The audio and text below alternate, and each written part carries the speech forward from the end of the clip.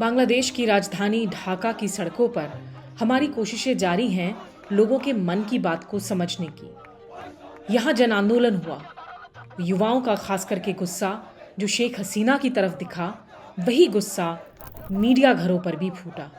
कई news rooms पर हमले हुए।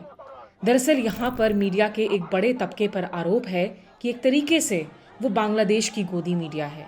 उन्होंने पिछले 15 सालों में सिर्फ शेख हसीना का साथ दिया, लोगों की आवाज़ों को दबाने का काम किया और सही मायने में फोर्थ एस्टेट या वॉचडॉग की भूमिका नहीं निभाई।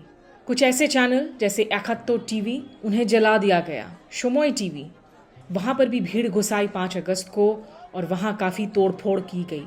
बड़ा सवाल ये कि क्या फिर से मीडिया पर भरोसा कर पाएगी यहाँ की जनता, और क्या मीडिया को भी आज़ादी होगी कि वो सत्ता पक्ष से सवाल कर सके। अगर कल को बीएनपी या जमात की सरकार आती है या कोई नई सरकार आती है, क्या सही मायनों में यहाँ स्वतंत्र पत्रकारिता देखने को मिलेगी? यही समझने के लिए हमने बात की प्रोथोमालो के 2 वरिष्ठ पत्रकारों से और डॉक्टर शाहिदुल आलम, जो कि बहुत ही जाने माने यहाँ के कार्टूनिस्ट, फोटो जर्नलिस्ट और क्रिटिक हैं, उनसे भी। It is the job of this new government now to contain that and ensure that we return to a credible process. Revolution तो कोई डिनर पार्टी नहीं है ना, जो वहाँ एटिकेट ठीक करके सब कुछ किया जाएगा। तरह तरह की काम होते रहेंगे, तरह तरह के लोगों की तरफ से तरह तरह के ख्यालात आते रहेंगे। A number of media house was attacked, and there is a history of our media because we as a journalist, truth is the basic principle of any media, and some media is very much linked with the government party and government machineries. They only outspoken to government side, government voice, government policy, but in other sense of other reality in politics, in social arena, but they don't bother. बहरहाल बात यूँ है कि ये जो गुस्सा है वह पिछले कई सालों से, पिछले 15 सालों से लोगों में क्या जो कहते कि धीरे धीरे जमा हुए हैं कि पिछले रिजीम जो था, वो रिजीम बांग्लादेश में मीडिया, या जिसे कहा जाता है कि बांग्ला में गणमाध्यम, वो गणमाध्यम नहीं था। वहाँ पर ख़ास करके बस जो रिजीम है उनके प्रोपेगेंडे के लिए इन लोगों को इस्तेमाल किया जाता था। तो लोग ये देखते आए हैं कि पिछले 15 सालों से बस ये रिजीम के पर्पस सर्व कर रहे हैं, रिजीम की बात कर रहे हैं, रिजीम की स्पोक्स पर्सन होके क्या जो कहते हैं कि इनमें से ज़्यादातर मीडिया उनकी पर्पस सर्व कर रही थी। तो पब्लिक में तो जाहिर है कि इनके खिलाफ गुस्सा होना ही बहुत लाजिम है। लेकिन जो पत्रकार जो शेख हसीना के हुकूमत के खिलाफ सवाल खड़े कर रहे थे, उन लोगों को क्या दिक्कतों का सामना करना पड़ा पिछले कई साल? क्या कहें कि आपको बस एक ही एग्जांपल शायद काफ़ी रहेगा कि प्रोथोमालो जो रिजीम की, खैर कोई मीडिया तो किसी का ख़िलाफ़ नहीं हो सकता, उसका काम है जो सच है उसी को जाहिर करना। तो प्रोथोमालो भी यही काम किया करते थे। तो हाल ये था कि प्रधानमंत्री जो थे, पीएम जो थे पिछले रिजीम में, उनकी किसी भी प्रोग्राम पे, उनकी किसी भी प्रेस ब्रीफिंग पे प्रोथोमालो के जो मीडिया पर्सन थे वहाँ जाना सख्त माना था, वहाँ एकदम बैन, वहाँ घुस ही नहीं सकते थे। It is not problem only in Sheikh Hasina's government time. Same problem to some extent in previous government also. When BNP was in power, when interim government was in power. पिछले सब इन सत्ता बदल में से अब के जो बार हैं, इसमें एक क्वालिटेटिव डिफरेंस है। क्वालिटी डिफरेंस इस तरह की है कि इस मूवमेंट को कोई पॉलिटिकल पार्टी ने लीड नहीं किया। ज़्यादा के जो स्टूडेंट्स हैं, वो स्टूडेंट्स लोग इस मूवमेंट को क्या जो कहते हैं कि लीड किए हैं, और बस इसी वास्ते से अब तक, आप ख्याल कीजिए कि अब तक कोई भी पॉलिटिकल पार्टी अब तक सामने नहीं आए हो कि हम इसको लीड करेंगे, हम सामने सत्ता पे आने वाले हैं। ये सब बातें अब तक तो खामोश हैं। तो इस पॉलिटिकल मूवमेंट में ये जो क्वालिटेटिव चेंजेस हैं, ये क्वालिटी चेंज पिछले जो दौर थे वो पिछले दौरों में ऐसा कभी हुआ नहीं था। तो ये जो एक नया चीज़ है, ये जो एक नया क्वालिटेटिव चेंज है, ये सही मायने में अगर कोई क्वालिटेटिव फ्यूचर में भी चेंज लाएगी या नहीं, ये तो खैर अब इंतज़ार ही करना पड़ेगा। पर ये सही है कि हम देखेंगे। लाजिम है कि हम देखेंगे। लेकिन जैसे पत्रकारों के खिलाफ अभी हम सुन रहे हैं कि एखातो टीवी, जिसे माना जा रहा था बिल्कुल हुकूमत के साथ थी, उनके 2 पत्रकारों के खिलाफ मर्डर के मामले ठोक दिए गए हैं। तो मतलब ये तो बदले की ही कार्रवाई हो रही है ना कि आप बात यह है कि हाँ, बात यह है कि 15 सालों से जो होते आ रहे हैं ना, तो वो तो लोगों में तो उसका तासीर रह चुका है। वो पिछले कई सालों से, डिकेड्स आफ्टर डिकेड्स, वो बस इसी तरह से देख रहे हैं कि इस काम के ख़िलाफ़ इस तरह की कार्रवाई होना चाहिए। तो लोगों में भी अब इंतकाम का जो कहते हैं कि मसला वो चल रहा है, ये सही है।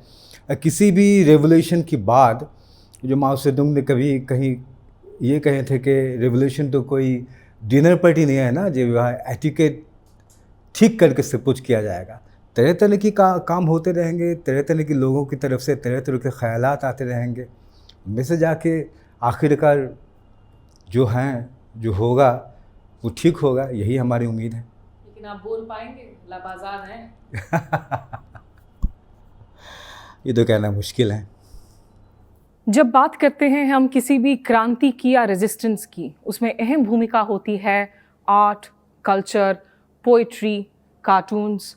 और हम बात कर रहे हैं इस वक्त बांग्लादेश के one of the most biggest literary cultural icons doctor Shahidul Alam से, journalist, photographer, cartoonist, a man who wears many hats.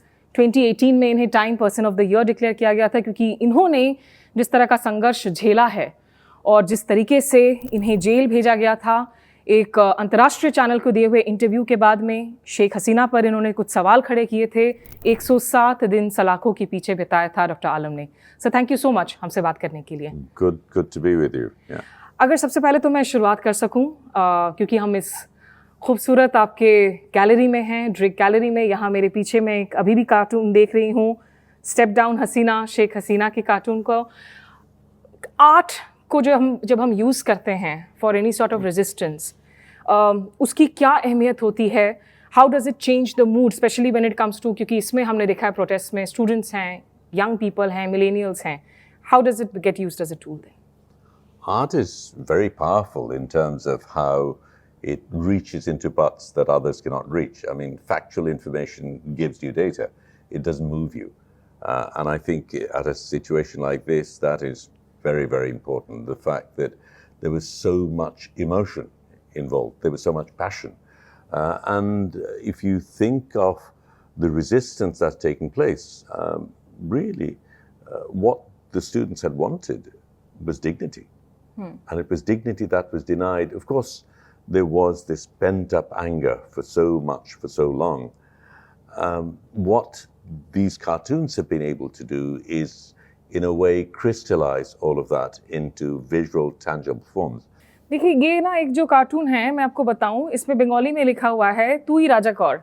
और ये भी एक तरीके से टर्निंग पॉइंट था इस प्रोटेस्ट का, जब शेख हसीना ने बच्चों को कहा कि आप रज़ाकार हैं, जो कोलैबोरेटर्स थे, ट्रेटर्स थे 1971 के युद्ध के, जिन पर आरोप लगता है कि आपने देशद्रोह किया, पाकिस्तान मिलिट्री का साथ दिया। एक ऐसी पीढ़ी को रज़ाकार बुलाना जिस पीढ़ी का जन्म कई दशकों बाद होता है, और उस पीढ़ी ने कहा कि हम रज़ाकार हैं।